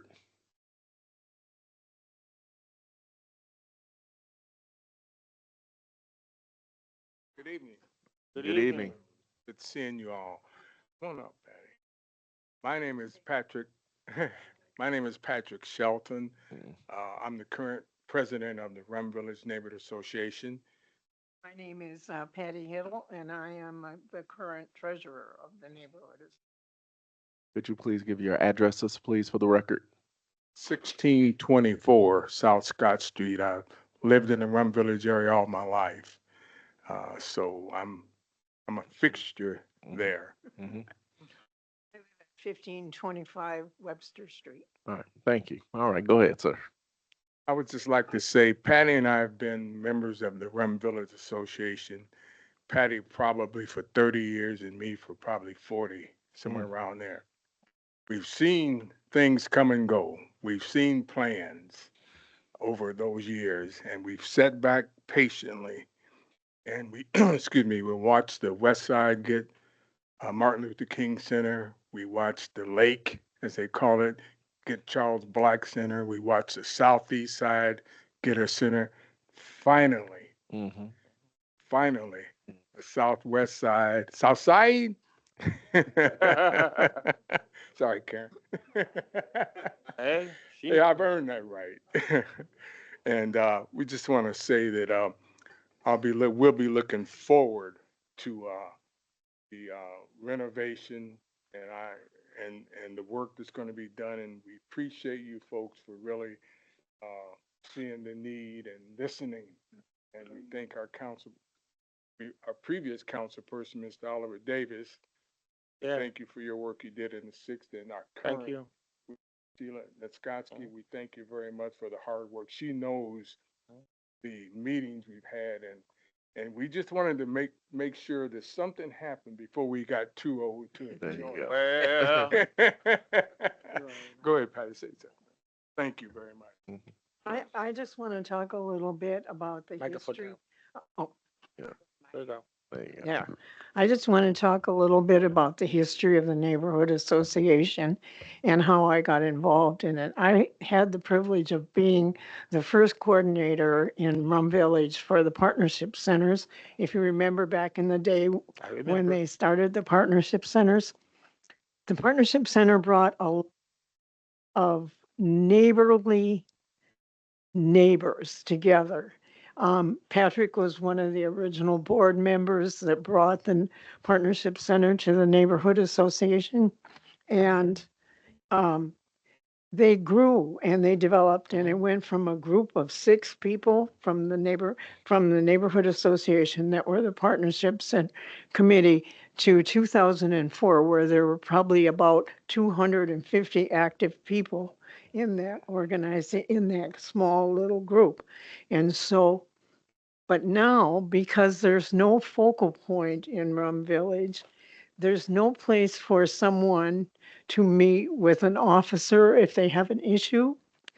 There's nowhere for anyone to go if they need a place to be. There's no place for the children to go after school if there's a need there. The community center in Rum Village will bring the village back to a central point again. Even if we have to start small and work our way out, it will. So I'm just hoping that you all think strongly when you vote for this. Thank you so much. Thank you. Thank you. All right. Yes, thank you. We got Thank you. All right. Anyone else, please? Please give your name and address for the record. Good afternoon, council members. My name is Dwayne Wilson. I am the CEO of the Boys and Girls Clubs of the Northern Indiana Corridor. And Dr. Davis, yes, it is exciting. And Patrick, we do plan to have a place to be for the community. We do plan to have after-school programming there. And we are really excited. I think I'm so much in favor of this because I think, as what was stated earlier, there's a lot of great things happening in the city. We have had the privilege of partnering with the city, activating sites. Michael Winston and his team have been activating the King Center, activating the youth in our city. And we've just developed a rich partnership. And I feel like this building here is a real statement of the city's investment in the city's investment in that community and their trust in us to be able to do that. So I'm really excited to be able to provide the services. Number one, a safe place for kids. Michael, we were talking about one of his cousins who were unfortunately was killed in that neighborhood without anything there. And now there'll be something there for those kids to attend to. But not only do we want to do Boys and Girls Clubs, because we feel like we do that well. What we want to do also, and it's what the association treasurer talked about. She talked about a space for people to be. We want to be more than just a place for kids. Because our kids, guess what, have parents. Our kids, guess what, they have other family members and grannies and grandmas. And so what we want to be able to do is have a place where if you're a child, you belong. If you're a great grandmother, you belong. And so that we want to have a true community center where everyone can kind of just really thrive together. And then I think lastly, not only a place for kids, a place for the community. We are growing as an organization and changing as an organization where we want to somehow have a platform to be a benefit in the entire community. Not just in that, yes, we're going to have a direct impact there, but that really kind of expands our reach on the south side because we are on the southeast side, on Sample Street, and we will take that building if you want to do something with it. As you're thinking about that next, the one underneath the viaduct, but it's just a privilege for us to now be on the southwest side. So we're excited, and we think this is a great thing for the city. It's going to be good for us, and we're going to show ourselves to be good partners in the process. Thank you very much. Yep. Okay. Anyone else? Anyone else?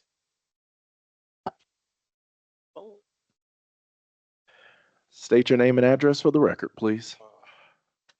Hello, my name is Mike Hill Winston, 1237 Kenyon Street, South Bend, Indiana, 46616. We moved to the south side, 1776 Prairie Avenue, when I was in the 5th grade. I got a paper out. We went down Webster Street, which she just mentioned, but on Indiana Street, 1418 West Indiana, I met a pretty young girl who went on to become my wife, and I've given a lot to this city because I love this city. And what Dwayne brought up was Josiah Small. I wanted to stand up here and say his name. Josiah was 12 years old and walking home from the store when a car pulled up and started shooting at him. And he took off running and he got hit fatally in the field right next to this building. And this building has been here my entire life. Growing up, we would see it, walk past it. We would sit on the steps when we got tired because there was nowhere to go. We had Walker Field. So we did have the park when you go up Swaggart, and we did have that, but there was really nothing else. There was an old store called Mike's in the 90s, an old guy on the corner. We would buy penny candy when we got off the bus coming back from Jackson. Once we got to Riley, we had to walk to school because anybody within a so many mile radius had to walk, whether it was summer, winter, spring, walking through the snow. We have those kind of stories. This building is so important because kids need somewhere to be.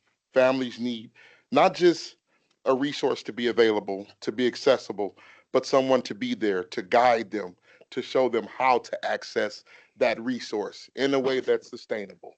Okay, the Boys and Girls Club, I left the work that I was doing regarding gun violence in this city because I saw that so many youth were being impacted. And if there was a way to be able to catch them on the front end, before they became a victim or became involved with it. And so I came to the Boys and Girls Club. And to have the opportunity within 1 year to be a part of something like this, it makes me proud. And so I want to stand up in front of the council and just say, I hope that it's a huge favorable and we can all get up and celebrate. This would be a win for the city, for every side of town. The South Side needs it and deserves it a great deal. So thank you. That's all. Thank you. All right. Is there anyone else that would like to speak? If not, is there anyone who would like to speak in opposition? Is there anyone I do online? not see anyone in person or online wishing to speak in opposition. All right. Any comments? Comments? Comments? Just a few months Yes, ago, please. last year, young person that got killed not too far from there went to my school. And I saw him not too long before that. And that was the second year in a row that it happened. And I tell you, I was glad my coworkers came over and they were doing therapy because I needed it myself. It's nice to see this. That's why I keep asking where the pictures, because I want to see it, not because it's not that. It's just, it's overdue. It's just overdue for the area, and I'm glad, Mr. Bowery. Thank you. I'm glad you're doing that. You were there even when it came down to the skating rink and other things, and I want to thank Councilwoman Sheila Nagowski. I served 12 years. She's serving the time. I'm still that large, but I appreciate her.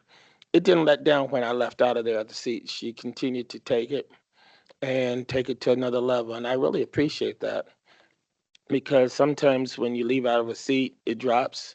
But I was driving by Walker Field. They have a sign in the yard and things like that. It says Rum Village and all these other things. And I was just thinking when I was going home, because I pass by you all the time. I live not too far. I live on Nash Street. So yeah, I've been over there 30 years. And so when you see the district coming back to itself, it's really great to see it. I'm glad to see this. This is a wonderful thing. And we'll get to that under the bridge too. I look forward to that too. But just to see it. And so I'm grateful that you're here tonight. I'm grateful. This building has been vacant for a long time. I remember they had the parties over there, and now it's just done. And so to see that, to see everything else, and like she said, a meeting room, it's important. And I'm glad for our two people who were here earlier. They have been a pillars for the community in the district for years. And I'm glad that they would be able to see it before their eyes close. So I'm grateful. Thank you. And Ms. White. Yes, I would just like to personally thank 6th District Councilwoman Sheila Niskowski. She invited me over. She said, meet me at so-and-so. And so when I found where I was going, she was standing outside. And we went through that building and she was sharing her vision about the need to have such a center, and that she was excited that there was some interest in that building, but most importantly, not the building, it was what the building was going to do for the community, the citizens, but most importantly, the young people.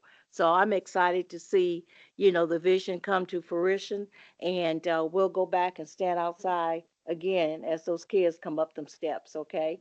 Thank you so much. Appreciate the administration as well for all of your work and your commitment to our neighborhoods, because we can't be a great city without great neighborhoods and businesses. So we thank you as well. And also Boys and Girls Club as well. Thank you. Sheila? Thank you, President Lee, and thank you, Councilwoman White. That wasn't the first time we've been in that building either. It was kind of spooky at first. It was kind of spooky at first. But, this does mean so much. And to Dr. Davis's point, it is needed. And it's what's needed when he was there. And I'm sure he advocated for me. This advocation started with a traffic plan that went to speed bumps, that went to a neighborhood plan. Thank you, Caleb, because you guys were instrumental in that. That went to us getting a sign through the grant, that one of the grants that the city had. And now we're in the master planning for Rum Village and Walker Field, to your point, because that's a over 200-acre park right here in the city of South Bend. Close proximity to what I see the future of this community center. And Dwayne, with his vision, I talked with Dwayne over at his place on Sample. And it's just the vision. They have the programs are in place. Programming, I should say, not to say that that would be the only thing, but there's so much room for so many more things. And I think focusing on our youth at this particular moment in time is even more important than ever. And so thank you, Caleb. I know I was a pain in the butt for a long time, but thank you so much. And Dwayne, thank you for you and your organization. And for everyone stepping up today. It's so important. And I'm so excited. When I first got the email, I was so excited. I didn't even have words to formulate. And thank you, Ms. White, for your guidance since I've been on council. I much appreciate it. So please, everyone, I know you will support this. I ask for your vote to support it and moving forward for any of the other things that are going to be needed to get the community center up and going. Thank you. Anyone else? I just want to say I'm excited about this. I'm excited about the partnership with the Boys and Girls Club. I'm excited about that our children are going to have an opportunity. And as Michael said, we have dealt with seeing our kids in violence and murder. And Josiah Small, we actually did a headstone marker for him, and to be able to open up a community center. What I love about this, Caleb, is the fact that there are great things happening in all parts of our city. And that's what makes me very much supportive of this. And so the longer we talk, the longer it's going to be before we actually vote on this. So I'm now ready to entertain a motion. I'd like to make a motion to pass Bill 2550. Second. There's been a motion and a second. Clerk Toronto, please call the roll. Councilmember White. Aye. Councilmember Dr. Davis. None of Josiah Small, I say aye. Councilmember Nisgowsky. Aye, big aye. Councilmember Gooden Rogers. Councilmember McBride. Aye. Councilmember Bolden Simpson. Aye. Councilmember Warner. Aye. Vice President Thomas Morgan. Aye. President Lee. Aye. 9 ayes. All right, 2550 has now passed. All right, we got a couple more, so let's go. 2551, give it a read. A resolution of the Common Council of the City of South Bend, Indiana, approving the purchase of real property located at 1829 Randolph Street, South Bend, Indiana. Is there a committee report? Who's that one? Troy? Bill comes with a favorable recommendation. All right, petitioner, Caleb Bauer. Caleb Bauer, Executive Director of Community Investment Offices on the fifth floor of this building. Last one tonight. This is another resolution authorizing the purchase by the Board of Public Works of 3 properties located on Randolph Street. These are properties that would be utilized as part of an underground storage, stormwater storage tank, stormwater and wastewater storage tank in the southeast neighborhood, which is being constructed adjacent to these parcels. The Department of Public Works has indicated that the acquisition of these properties would improve their ability to construct the underground storage tank and enhance the site design opportunities. And so we are seeking your authorization. Have not negotiated a purchase price at this time, so you would be authorizing that it be purchased for less than the average of 2 appraisals, and we would then go forward with ordering those appraisals and then negotiating that price. Happy to answer any questions. All right. These are the properties. Are there any questions? We saw a lot of it in committee. So at this time, if there's no questions, we'll go to the public. Is there anyone, Clerk Toronto, looking to speak in favor? I do not see any members of the public in person or online wishing to speak in favor at this time. Is there anyone looking to speak in opposition? I do not see any members of the public in person or online wishing to speak in opposition. Well, at this time, I will entertain a motion. Second. There's been a motion and a second. Clerk Toronto, please call the roll. Councilmember Dr. Davis, Aye. Councilmember McBride, Aye. Councilmember Gooden Rogers, Councilmember White, Aye. Councilmember Nisgowsky, Aye. Councilmember Bolden Simpson, Aye. Councilmember Warner, Aye. Vice President Thomas Morgan, Aye. President Lee. Aye. 9 ayes. 2551 has passed. All right, first readings. Clerk Toronto, would you give 8025 a first reading? First reading on an ordinance of the Common Council of the City of South Bend, Indiana, amending Chapter 21 of the South Bend Municipal Code to make miscellaneous changes for clarification and consistency, to simplify development process, and to achieve higher quality development. All right, I will now entertain a motion to send to the Plan Commission for public hearing on December 15th and send to ZNA in a public hearing and third reading for January the 12th. So move. Presently, we need to take a vote. Oh. We haven't, I just. did Because the we have a motion. member online. Huh? We have a member online. I know, I'm Oh. saying, I'm sorry. I was asking for the motion so I that they could So get, move. Bad. so I'm move, sorry. and now Second. we need a second. Second. We got a second. Now, Clerk Toronto, please Thank call you. the roll. Councilmember White. Aye. Aye. Councilmember Bolden Simpson. Aye. Councilmember Warner. Aye. Councilmember Nisgowsky. Aye. Councilmember Dr. Davis. Aye. Councilmember Gooden Rogers. Councilmember McBride. Aye. Vice President Thomas Morgan. Aye. President Lee. Aye. 9 ayes. All right, 8025 pass. It'll go to ZNA, and now we'll go to unfinished business. Is there any unfinished business from the council? Yes. Like to thank everybody who came out to the meeting that Councilwoman and Bowden Simpson and I had at Lafayette Falls. I really appreciate the report by, again, Mr. Bauer. Appreciate what you're doing with the neighborhood. I appreciate all those. We've been having reports from variety of our police department. They've done an excellent job. And I'll let Councilwoman Bowden Simpson continue. Yes, thank you. The meetings are going well. They are a very organized group, and they spoil me. And the city, we have responded positively, and we look forward to finding solution to their issues. We have an upcoming meeting the third week of January, and we'll update everybody regarding that. All right. Anything else? New business. I'd like to, we have to vote on cancellation of the December 22nd, 2025 Common Council meeting. We don't have to Oh, vote. you did? No, we just got to announce it. All right. Okay. An announcement of the January 5th, 2026 organizational meeting.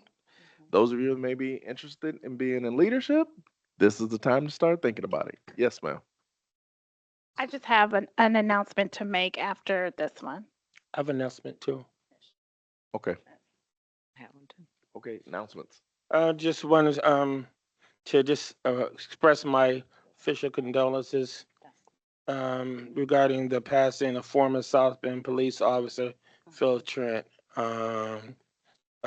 33 years he gave to our police department and both the patrol division detective, and still